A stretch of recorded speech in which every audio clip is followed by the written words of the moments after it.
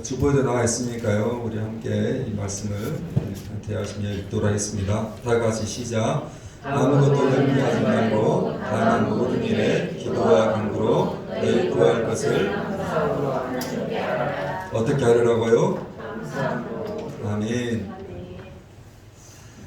제가 사모님을 출근을 시키고 이제 교회에 올라오면 여러분에게도 종종 제가 자주 사용하는 문구가 있죠.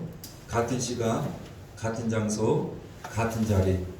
그래서 제가 9시면 늘 교회 올라오면 이 저 자리입니다. 첫 번째, 두 번째 자리, 이 두 번째 장소인데요.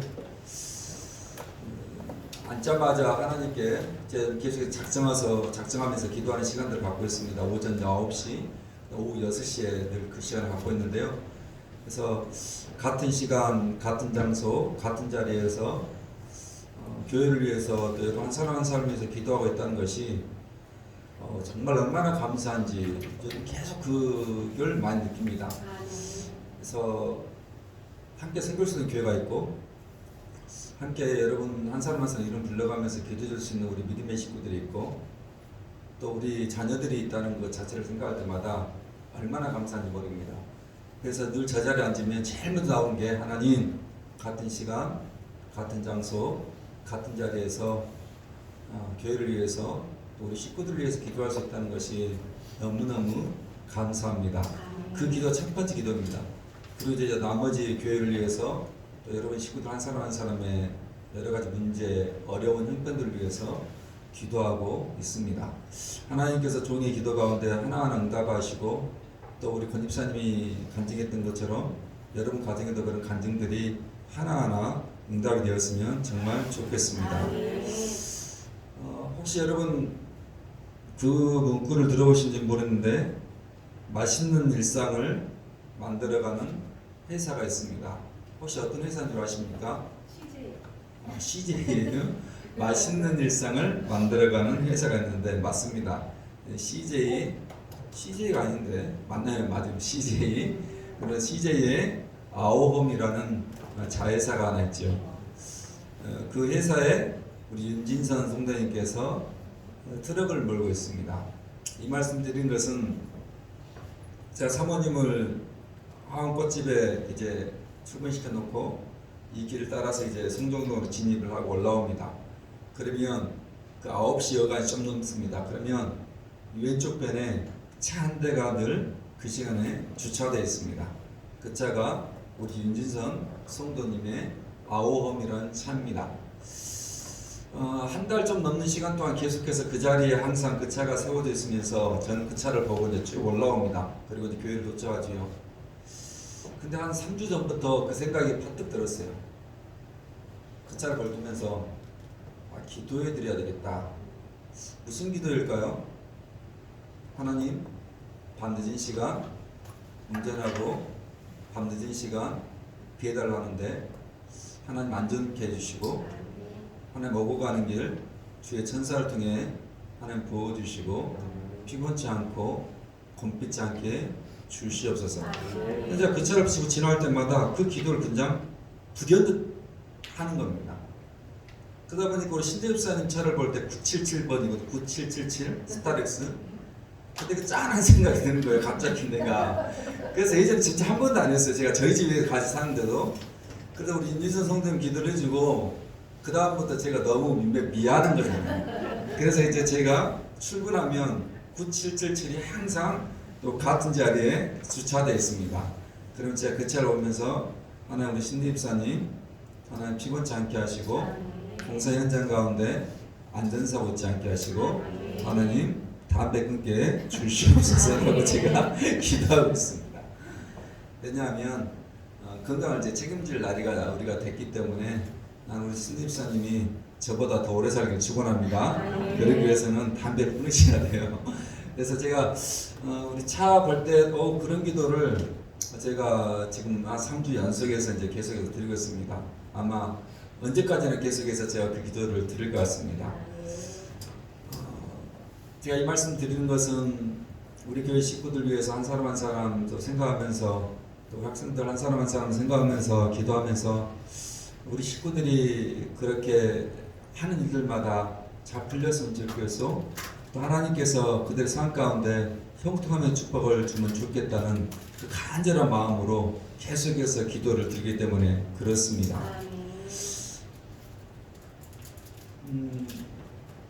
제가 그런 기도를 드린 거잖아요. 하나님, 어떤 분은 신입사원장 공사 현장 가운데, 또 어떤 분은 배달 현장 가운데, 또 어떤 분은 공장 라인의 현장 가운데, 또 어떤 분은 간호의 현장 가운데, 또 어떤 분은 생선 코너의 한 자리에서, 또 어떤 분은 가르치는 현장 가운데, 또 우리 학생들은 학교 현장 가운데 각자의 자리에 있지 않습니까? 근데 제가 그 기도를 드리지 않으면 목회자로서의 제일 유명한 사명들을 잃어버릴 것 같다는 생각이 최근에 많이 들었습니다. 주보의 광고에 제가 실었던 것처럼 우리 윤미영 관찰님이 하는 남편분이 하는 하원이 불에 다 전소가 되어버렸습니다. 그게 지난주 한 주 전의 이야기입니다. 제가 그저께 갔다 왔는데 국립과학수사연구소에 팀들이 나와가지고 이제 발원지를 조사를 했습니다. 그래서 아마 2-3주 후에 그게 결정이 날 것 같습니다. 2-3주 후에만 결정이 났는데 우리 미영 권찰님 댁에서 가게에서 불이 나면 전체를 다 손해배상 청구를 해줘야 됩니다. 근데 만약 결과가 나왔는데 불명확하게 어디서 났는지 모른다고 하면 이제 그게 없어지는 거죠. 그래서 각자의 자리에서 처리가면 되는 건데, 그래서 2-3주 동안 여러분들이 우리 권찰님 위해서 많이 기도를 해주셨으면 좋겠습니다. 그런 제가 하나님 앞에서 저 자리에 기도하는 너무 부끄러운 거예요. 뭐 때문인지 아십니까? 제가 솔직히 우리 미영 권찰님 위해서 기도를 못했습니다. 진짜입니다. 지난 1년 동안 기도를 못했어요. 여러분 이유는 뭘까요? 눈에 안 보이다 보니까 제가 기도하는 것을 잃어버린 겁니다. 여러분 한 사람 한 사람 그래도 주일이면 이렇게 얼굴을 맞대고 여러분을 바라보면서 제가 기도를 그래도 꾸준히 해왔는데 권찰님에서는 제가 기도를 못 해버린 거예요.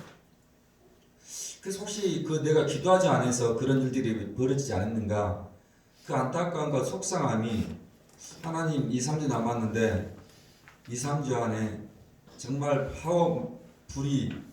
불명확하게 어디에서 나는지 모르겠다는 그런 판결이 날 수 있도록 은혜를 베풀어 주시옵소서. 제가 그 기도를 지금 간절히 하고 있습니다. 작정해서 기도하는 거죠. 지난주 목요일을 저희 동생이 갑자기 전화가 왔습니다. 설봉산을 제주시하고 돌고 있으면서 커피 한잔 하겠다고 잠깐 교회에 들리겠다고. 그래서 그 친구가 제주시와 함께 저희 교회에 들렸습니다. 이런저런 여러 이야기를 주고받는 가운데 제가 불현듯 우리 동생에게 또 제주시에게 그런 이야기를 던졌습니다. 너희는 너를 위해서 또 제주시를 위해서 기도해 주는 사람이 있습니까? 라는 질문을 드렸습니다. 과연 우리 동생을 위해서 또 제주시를 위해서 그렇게 기도해 주는 사람이 있을까? 이 친구들은 신학교를 다닙니다. 우리가 하는 건 신학교에는 이천에서 가장 큰 교회 중에 한 교회죠. 1000여 명이 넘습니다. 그럼 구체적으로 그들을 위해서 기도해 줄 수 있는 사람이 목회자가 아니면 부목사라도 있을까라는 생각을 제 스스로 해본 겁니다. 제가 그래서 물어봤습니다. 너를 위해서 또 제 스스로를 위해서 기도하는 사람이 있냐고. 그때 말을 못 하더라고요. 제가 뒤지게 혼냈습니다. 왜 말을 못 하냐고. 여러분 동생을 위해서 제수를 위해서 그래도 누구는 기도하고 있는 거죠? 네. 형은 기도하고 있는 것이고 또 제 큰형이 여수에서 목회하거든요. 제 큰형님이 제 가족을 위해서 많은 시간 기도하는 점을 잘 알고 있습니다. 너를 위해서 제수를 위해서 여수에 있는 형이 그리고 내가 비록 우리 교회 식구들처럼 매일매일은 못 해주지만 일주일에 한 번은 너희를 위해서 기도하고 있으니 나를 위해서 기도하고 있다는 그 사실에 감사하고 힘냈으면 좋겠다는 이야기를 제가 해드렸습니다. 마찬가지입니다. 우리 김은진 권사님 여기 계시지만 김은진 권사님을 위해서 누가 기도하겠습니까? 네, 제가 기도하겠지만 저보다 더 많이 기도하는 분은 네, 어머님 권사님이 김은진 권사님 위해서 꾸준히 많이 기도하고 있습니다. 우리 권집사님 위해서 누가 많이 기도한다고요? 어쩌면 저보다 권집사님의 옥받으신 목사님께서 막내 여동생을 위해서 오랜 시간, 많은 시간 기회해주고 있을 것입니다. 묻겠습니다. 오늘 여러분을 위해서 기도하고 있는 사람은 누구이십니까? 한 분도 그런 분이 생각나지 않는다면 그럼에도 불구하고 힘내시고 그럼에도 불구하고 여러분 거뜬히 이겨내시길 바랍니다. 왜냐하면 오늘 여러분을 위해서 변함없이 제가 기도로 쌓아주기 때문에 그렇습니다. 여러분 그렇기 때문에 넘어질 수 있고 자빠질 수 있지만 우리가 완전히 넘어지지 않고 완전히 자빠지지 않는 이유는 찬양의 가사처럼 누군가 널 위해 기도하기 때문에 그렇습니다. 그리고 그 작은 신음에도 고백했던 것처럼 응답하시는 것은 그 누군가의 기도가 그 기도 가운데 들어있기 때문에 하나님께서 그 작은 신음에도 응답해 주시는 것입니다.